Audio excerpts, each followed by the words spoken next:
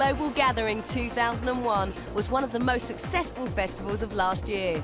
Promoted as the only pure dance music festival in the UK, you won't find Jarvis Cocker on this lineup. It's become a must for the true clubbing enthusiast. Last year, the Long Marston site was soaked in sunshine on what turned out to be the hottest day of the summer. It was the best festival ever. It was superb, and I can't wait for next year. Next year's going to be bigger and better. It was just unbelievable, do you know what I mean? It was a brilliant day. Look at it. Forget me. It's all in what's going on out there. An amazing visual and audio experience. Global Gathering 2001 was one of the few festivals last year to sell out, showing its approach to large outdoor parties is what you want. Global Gathering last year, wicked, danced all night. Global Gathering last year, and it was awesome. They're always good fun. You know, it's great to be outdoors and party outdoors.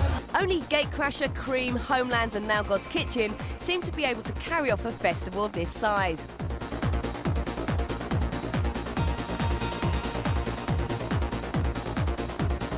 God's Kitchen is now officially one of the most premier clubs in the UK and probably globally. Following on from the huge success of 2001, this year's event will be bigger and better than ever, with an extra 10,000 people, 30 more DJs and 2 more stages. It's set to rock your summer. Future.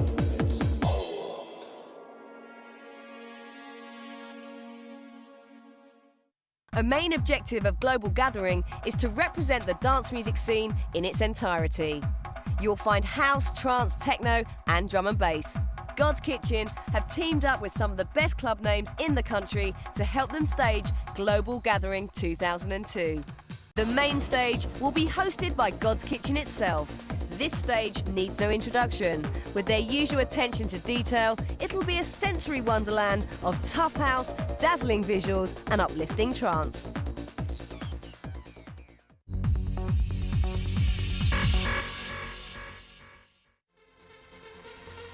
The brains behind the enormously successful Global Gathering events are Birmingham's God's Kitchen, one of the world's biggest clubbing brands.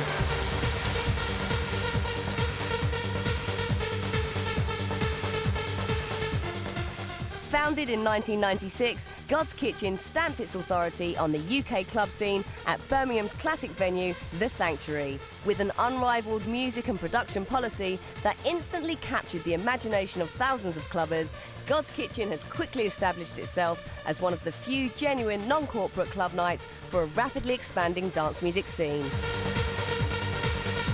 By 2000, God's Kitchen was thriving. A dedicated following in the UK made sure the nights always sold out. After The Sanctuary was the move to their current UK venue, Code, an impressive purpose-built club in the heart of Birmingham. The envy of most British club brands, Code features the latest entertainment technology available in the 21st century. DJs are stunned by the quality of the sound system, and the crowd is amazed by the incredible lighting and the state-of-the-art decor.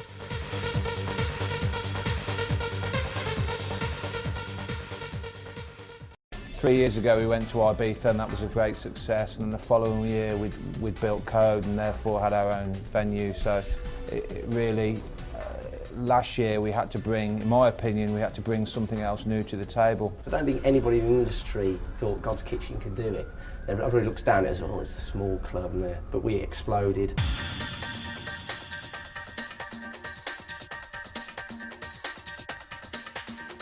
I think that behind the scenes, it was such a turbulent time for us as a company. You know, the other dance promoters that are out there all have big concert promoters backing them and booking the talent and doing all sorts of things for them, which we don't have. And I have to say, hindsight being a wonderful thing, I'm glad we don't have it. You know, we pulled it off, and now we have our own festival without anybody else telling us who to book, what to do, where to have it, and what the budgets are. Because it was our first one, we didn't have the Okies and the Van Dykes and people like that. But this year, it was a very turbulent time and very stressful. The local authority made it very difficult last year by turning down the licence and us having to go to court. That was, again, you know, Chris walking around with a heart monitor on last year pretty much sums sums up the stress levels. Stress on the day is hectic. Everybody wants to talk to you. Keep getting called back for the gates. Guest list passes, guest list passes. Making sure the DJs are getting paid, getting the DJs from the car parks on these buggies to the arenas through the crowd, because it was that packed. It was a nightmare. Worrying about the ticket sales we were, 'cause it was our first festival. We were all in the office, stressed out that bad. Oh my God, oh my God, oh my God. Stress, heavy stress. Lost a girlfriend over it, put it that way. I thought it was a fantastic festival. I thought that it proved that it is about the clubbers, it's about the people, and it's about the atmosphere that's created at those events. It wasn't made by any individual or any individual arena or any individual DJ. It was made by the people that attended, and I think that we have a lot to thank them for, because that's why I think the festival was so good. And I just look forward to 2002 this year, hopefully superseding what we achieved last year.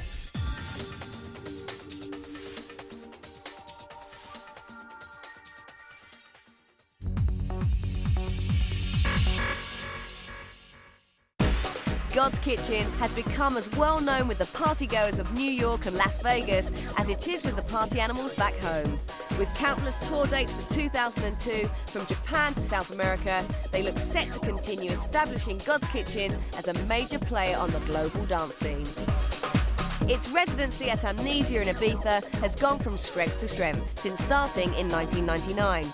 With Tour Paul at the helm for their first year on the White Isle, Godskitchen rocked the summer's clubbing capital, filling the 5,000-strong venue every week. We did Godskitchen at Amnesia for the third year running, and it was the best year we've had. The first year was very much a find your feet. The second year, obviously just building on that, and then really everything came to fruition last year. We really pushed on last year and made it the best summer we've had. Summer 2001 saw Fergie and Tiesto take up exclusive residencies for Godskitchen in Ibiza. We got great DJ lineups, and basically we had it off. Godskitchen have something radically different for Ibiza 2002, so make sure you don't miss it.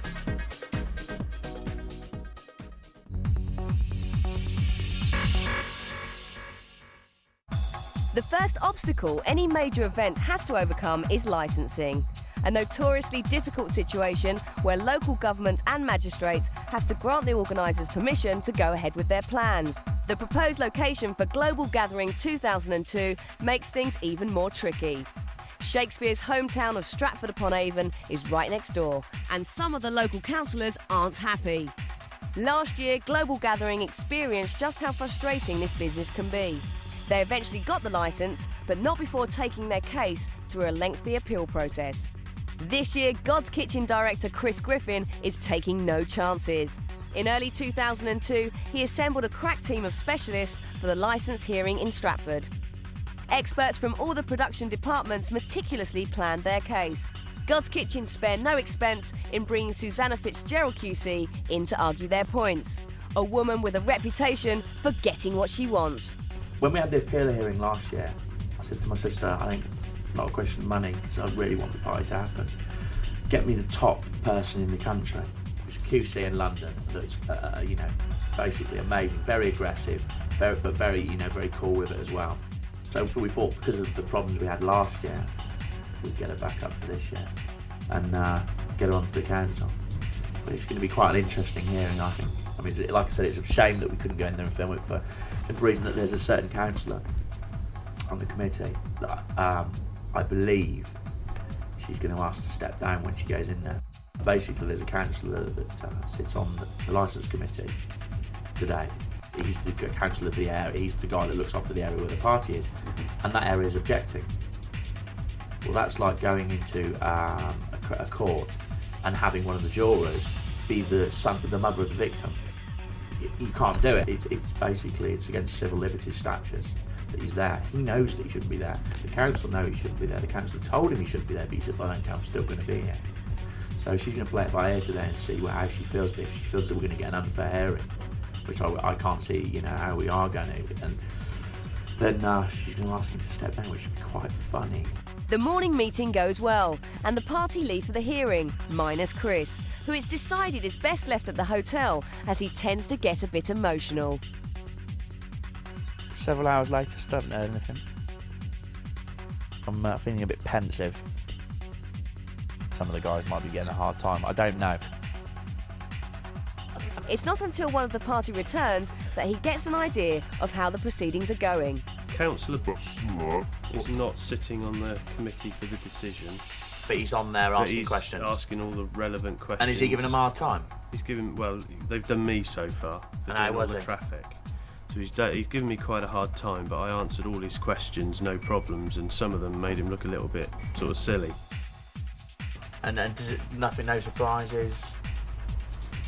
They've thrown in things about weight limits on bridges, but, you know, we answered that saying we just signpost, you know, cars only, you know. Oh, was this Paul that brought this up? Yeah. Right, he's done his own work to try and make it as difficult as possible. Later in the afternoon, Chris gets called to the court. Expecting to have to go to appeal again, he's prepared for the worst. But his determination to host the most spectacular dance music event of the summer remains intact. And where there's a will, there's a way. Excellent, got it, granted. 35,000 people in the field in Stratford. Let's have it.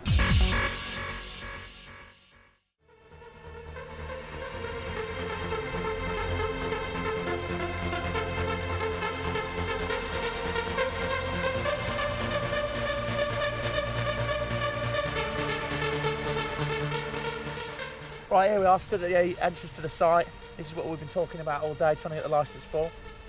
Basically, it's granted now, so we're here, and this is where the work starts. We were thinking we'd have to go for appeal. Basically, the local authority had the faith in us. In fact, they turned around and said that, you know, they thought we were a good organisation. We obviously know what we're doing from the way last year was run. So, you know, we're going to repay that faith by putting on an exceptional event for, you know, the 35,000 people that are going to come to attend a party of a lifetime.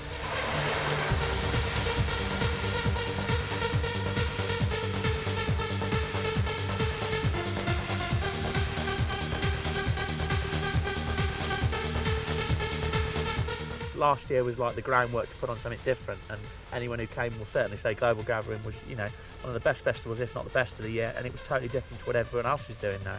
Well, this year we're going to go 10 times better than that, 10 times more production, more weird and wonderful things. We're going to blow their minds.